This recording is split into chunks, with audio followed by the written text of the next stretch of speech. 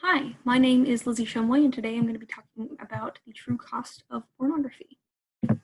There's one word that never fails to get the immediate attention of any room: porn. Think about it.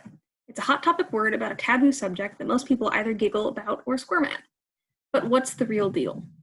I'm not someone on a moral high horse. I was an addiction recovery specialist for 2 years and have done extensive research into what really goes on in the porn industry. I recognize the differences and similarities that most people have, and the people that viewing this will have, but all I ask for is a listening ear.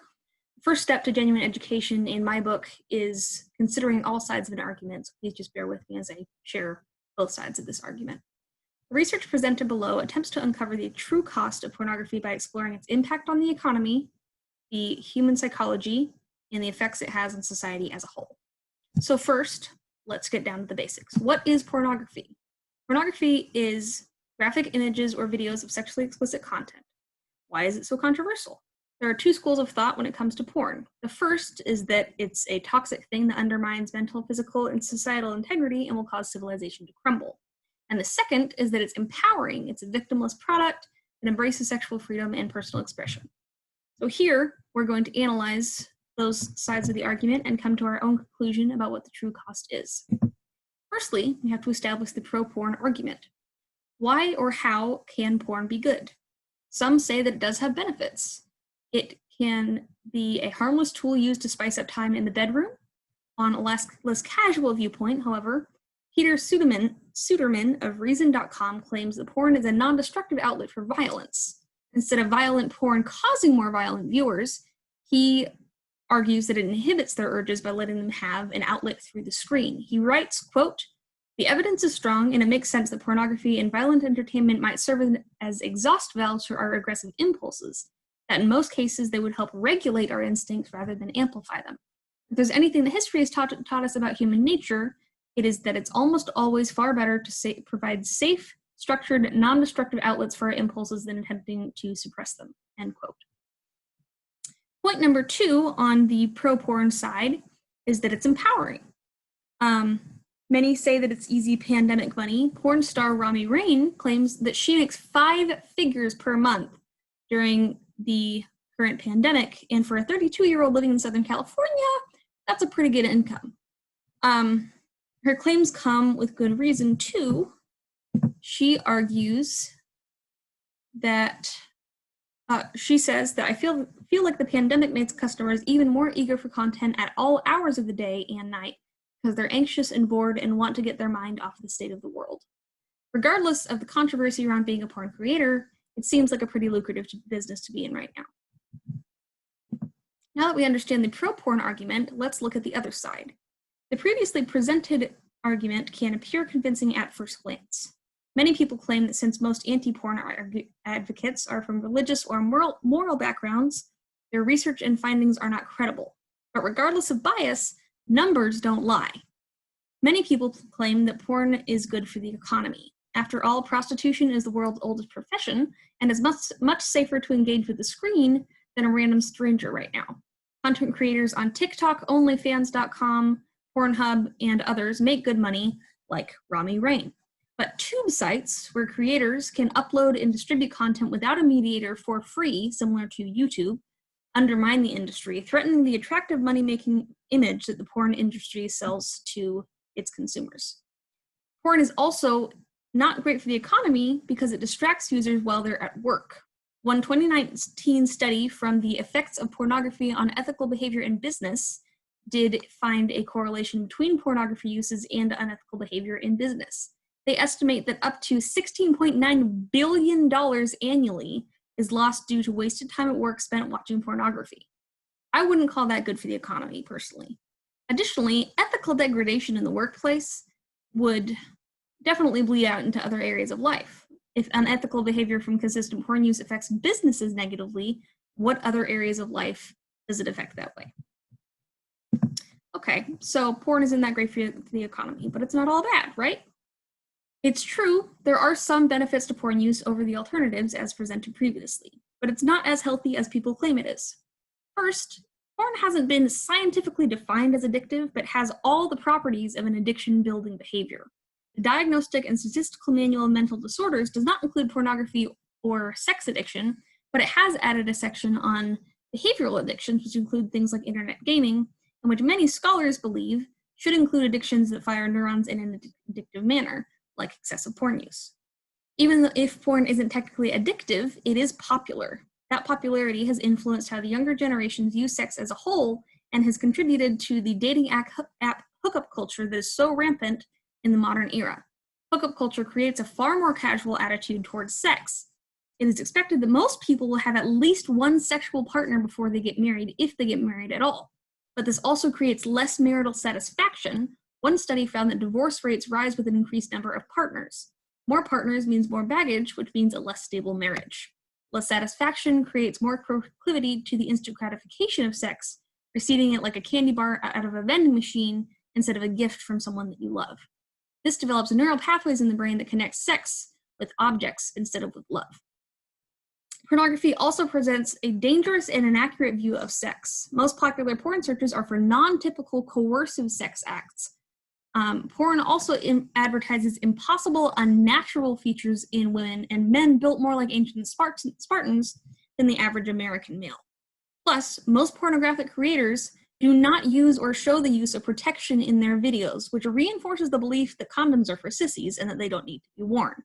Condoms are only one part of the misleading information that the porn industry sends teens. The coercive, non-typical sex acts portrayed as a teen's first exposure to sex in most circumstances creates an idea that that stuff is normal and expected in a sexual relationship. This increases the risk of sexual irresponsibility, coercive manipulation, and unsafe sex practices in teens. Rape culture, an environment where sexual violence is excused or encouraged, is rampant in the porn industry, and however the case, does not add up with the actual data of what kind of content porn users and creators want.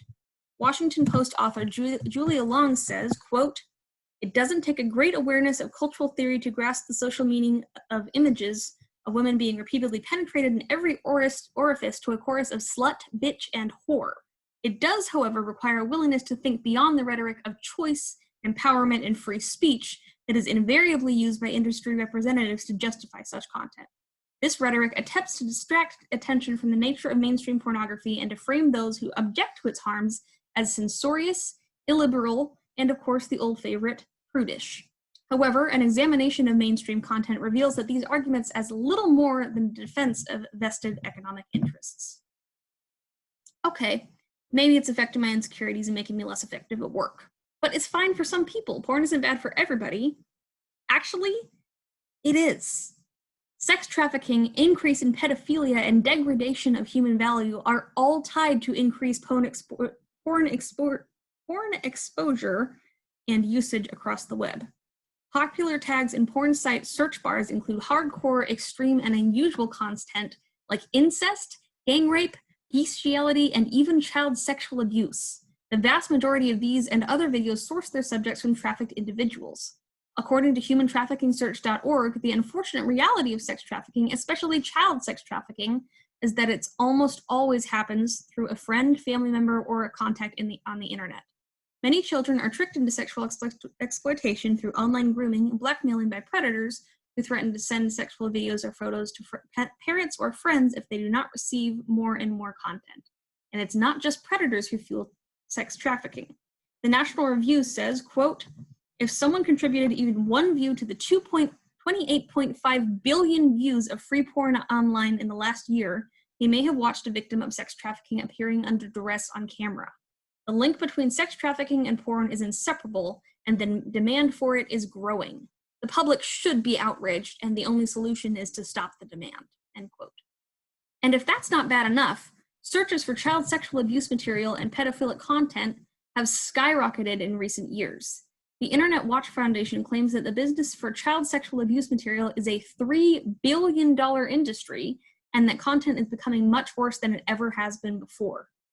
A 2008 data report of CSAM, child sexual abuse material, says that 69% of all victims were between 0 and 10 years old. Let that sink in. 0 and 10 years old. Pedophilic interest is growing, largely due to an increased desire for youth in sexual subjects. This lust for prepubescent-looking subjects directly raises the demand for more child sexual abuse material and, in turn, more sex-trafficked children. Pedophiles are now emboldened enough to form NAMBLA, the North American Man-Boy Love Association, and try to join the LGBTQ community. National Center for Missing and Exploited Children found a study from 2005 that says 40% of child sexual abuse material possessors had also personally victimized 13.5 children on average.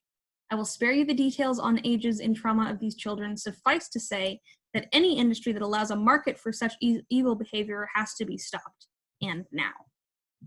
Considering all these facts and connections, there are still some who argue that porn isn't as bad as it's presented. To these people, I would argue and respond with a quote from Covenant Eyes, an organization dedicated to the protection of children online. The essential reason porn is wrong. The human person is a good toward which the only proper and adequate attitude is love. That is a quote from Karol Wojtyła, also known as Pope John Paul II. He argues that to love is to will the good of the other. When we look at pornography, what we find is not love, but use, objectification. Matt Fradd, the leader of Covenant Eyes, also says, quote, "The problem with pornography isn't that it shows too much, but that it shows far too little of the human person. It reduces the beauty and the complexity and the individuality of this person to whom the only proper attitude is love, and turns this person into an object to be used for selfish pleasure. Porn is wrong as anything is wrong that attempts to inspire or endorse an opposite attitude to love that turns people into commodities," end quote. There is no industry or good worth the lives and well-beings of innocent or the devaluation of humans from people to things, period. Though the porn industry may have myriad benefits in terms of economics and personal sexual pleasure, it is not good for society as a whole. The risks and tragedies that result in the form of addiction, adultery, sex trafficking, and the desensitization of users to others are not worth momentary feelings of euphoria. Porn is not an effective tool for proper sexual education and offers a dangerous, incorrect viewpoint on average body attributes and safe sex practices. So to conclude, let's take a look at the true cost of pornography. It undermines the economy, increases unethical behavior, objectifies and degrades others, perpetuates rape culture, spreads dangerous misinformation about safe sex practices and accurate anatomy, endangers their video subjects, fuels sex trafficking and pedophilia, and markets humans for use instead of love. The true cost of pornography is the gradual disintegration of an ethical society, which is not worth any price.